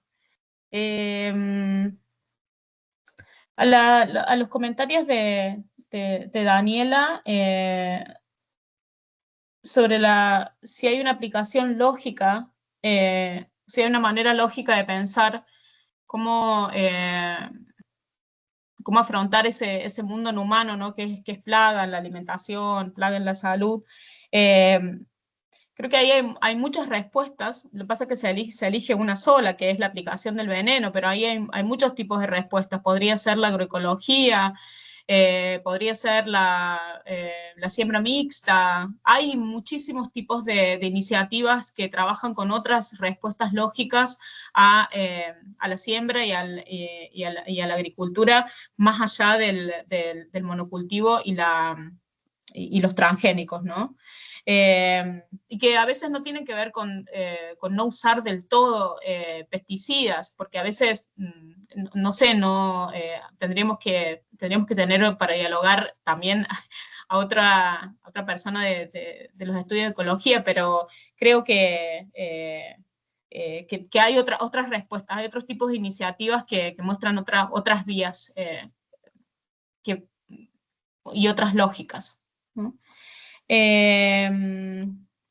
Después, los tipos de relaciones, pensar los tipos de relaciones, creo que vos pensabas, es una relación suicida, ¿no? Bueno, creo que ahí quiero retomar esa idea del pueblo de Malvinas como, no como suicida, ¿no? Obviamente que hay quizás unas políticas que se aprueban, ¿no? Pero quiero pensarlo más bien como una pena de muerte colectiva, una relacionalidad química eh, que...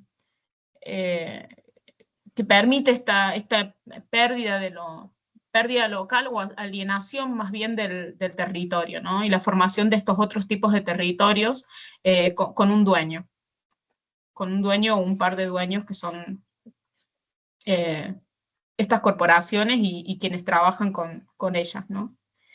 Después no sé si me quedó alguna otra pregunta, pero no sé si contesto.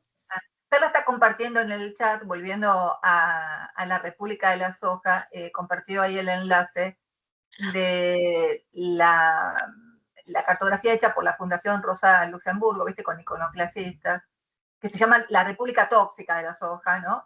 Que tiene como una distribución más vinculada a lo que sería un registro por imagen satelital de la distribución de la soja, ¿no? Sí, buenísimo ese trabajo de Rosa de Luxemburgo. Habla, tiene mucho, parece, tiene mucha relación con ese atlas de los pesticidas, aunque el atlas está hecho desde otra lógica, pero acá la lógica de visualizar los territorios de una manera macro, haciendo como zoom out, creo que da una perspectiva de la escala de la cuestión. Muy interesante, y también te agradecemos que hayas traído toda esta discusión de la geopolítica de los agrotóxicos, porque no es algo tan conocido, ¿no? Respecto de dónde provienen gran parte de los tóxicos que se consumen en el subglobal, ¿no? Digo, no solamente desde Estados Unidos, sino también colocar a Europa en ese mapa, ¿no? Eso me parece que es interesante y es lo que plantea, entre otros, Larisa Bombardi, ¿no? Que nos trajiste, me parece que le agrega ahí un contenido muy interesante para pensar justamente los marcos coloniales, ¿no? De estos problemas, sí. ¿Alguna otra consulta, comentario?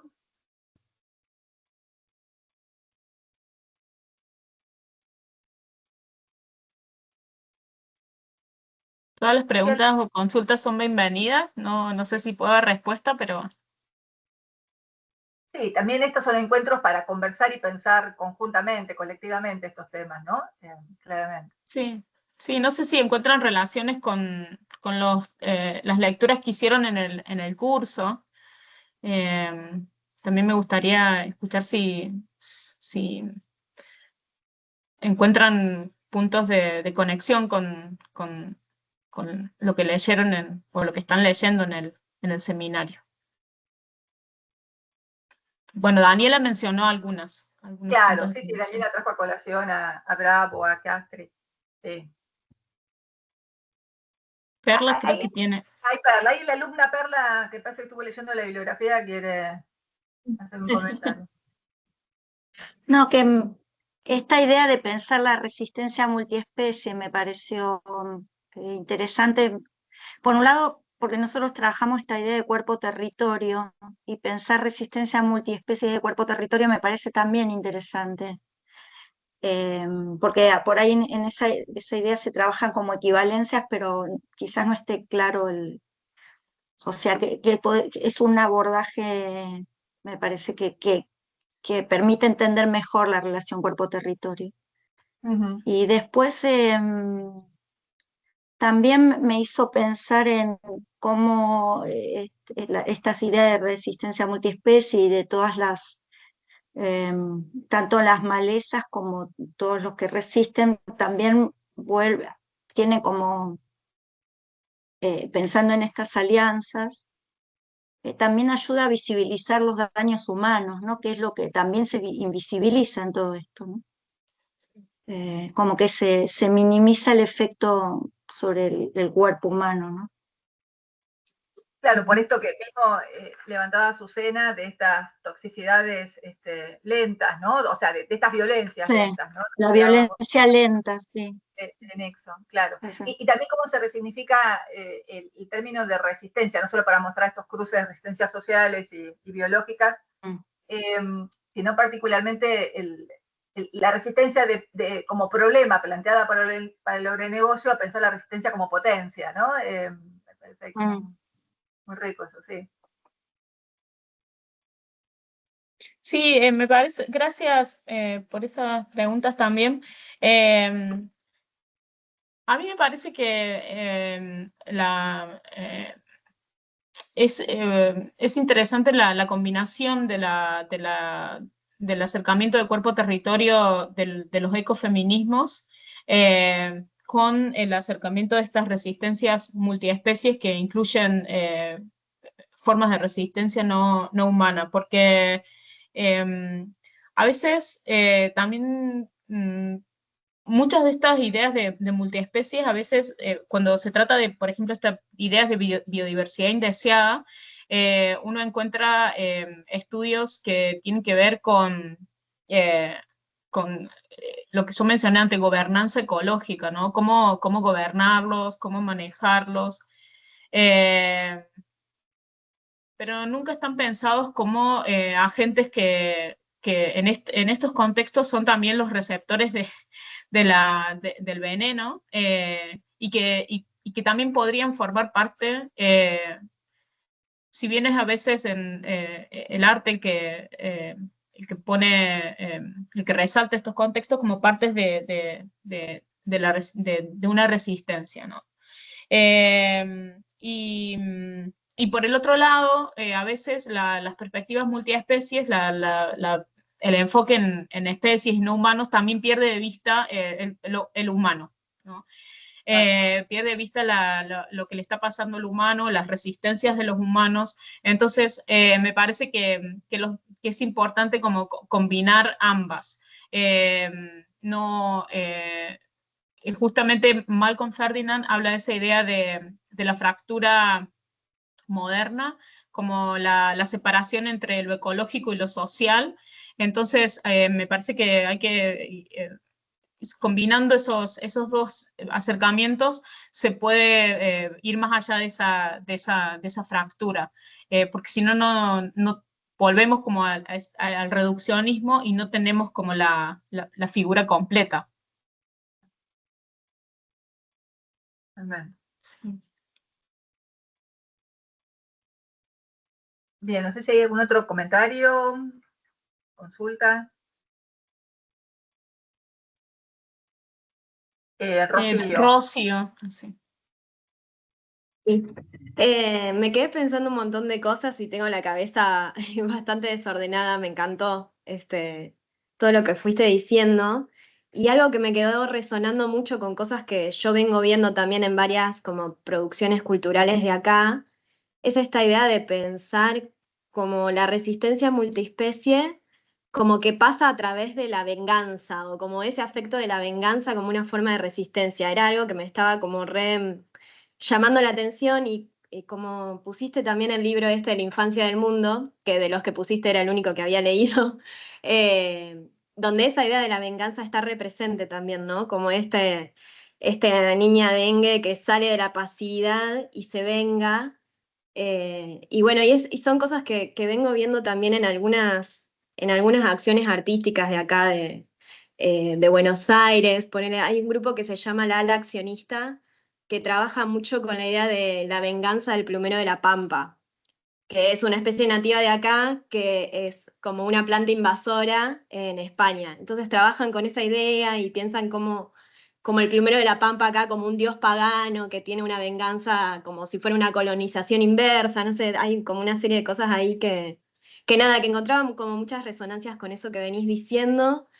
Y bueno, me acordaba de cosas que he visto en la carrera en antropología, como en los mitos amerindios también, cómo aparece esta idea de la venganza de la naturaleza.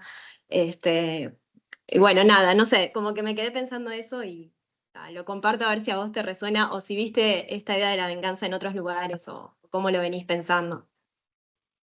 Bueno, muchísimas gracias por la intervención. No conozco el trabajo sobre el plumero de la Pampa y lo voy a buscar después porque me resuena también mucho con el viaje de las cotorras sí, las cotorras argentinas, como se vuelven invasoras en España, ¿no? Y se vuelven un peligro para Europa, entonces España las debe eliminar, ¿no? Entonces, muchísimas gracias por esa idea.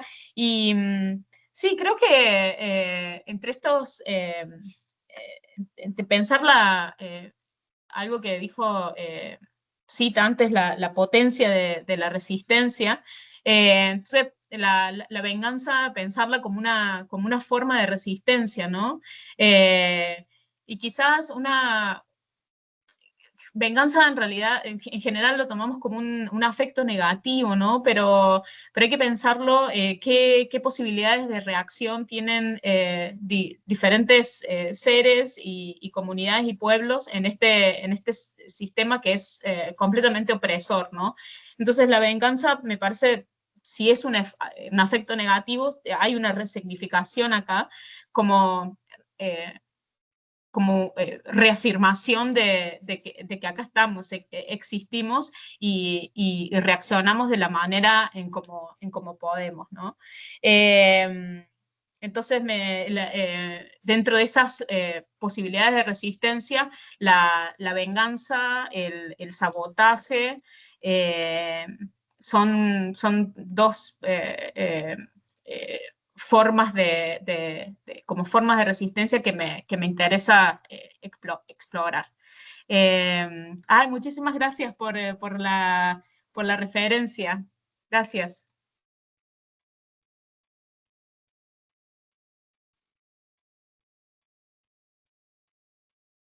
Perdón, ¿algún otro comentario, intervención? Estamos ya prácticamente en las 8, hora local de Argentina. No sé, creo que Julieta levantó la mano, pero no sé. O quizás no no. la estoy viendo. No, Yo. ok, no. Me pareció a mí.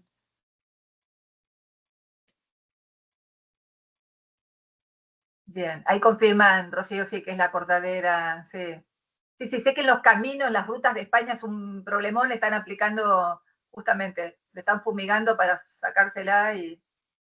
Sí. Bien. Bueno, entonces agradecemos muchísimo a Azucena. Creo que Rocío reflejó, me parece bien, el estado de muchas de nosotras que nos quedamos pensando, ¿viste? Orbitando con muchas de las ideas que nos planteaste y por eso te agradecemos. Fue muy estimulante la presentación. Muchas gracias, Azucena. Muchísimas gracias a ustedes y después si les surgen como comentarios o preguntas, Cita les puede pasar mi correo y yo con gusto entro en diálogo, no para, quizás, no sé si puedo responder preguntas, pero para dialogar o si tienen comentarios, con gusto nos ponemos en contacto. Muchísimas gracias por esta oportunidad y les voy a contar cuando sea publicada la investigación en algún lugar. Perfecto. Muchísimas gracias. A ustedes. Muchas gracias. Gracias, Rocío. Gracias a todos.